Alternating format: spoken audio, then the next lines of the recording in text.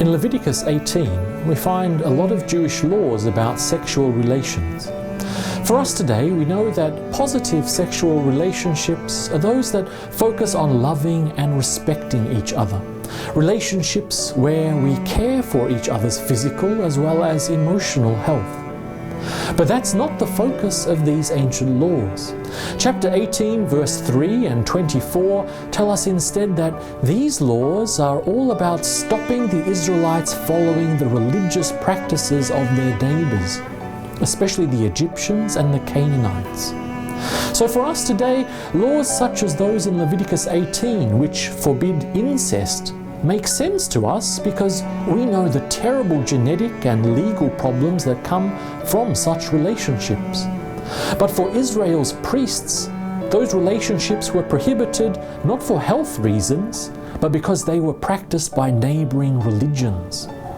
That's why modern Jewish rabbis tell us that not all these laws are appropriate anymore, because our world and religious situation has changed. We Christians would also want to make several changes to these regulations.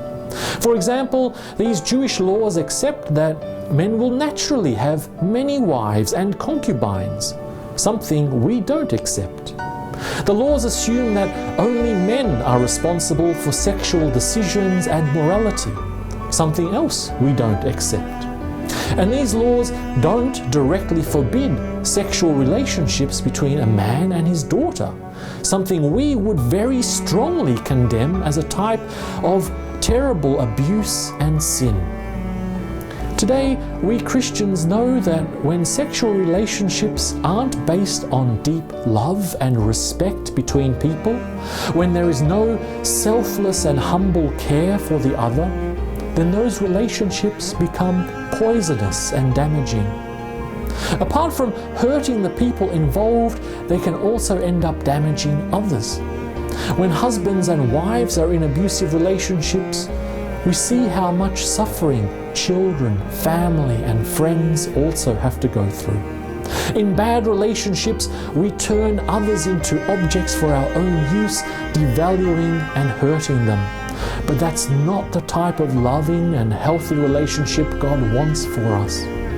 But when we really love our partners in a selfless way, that's when we and everyone around us will feel the true love of God shining in our relationships.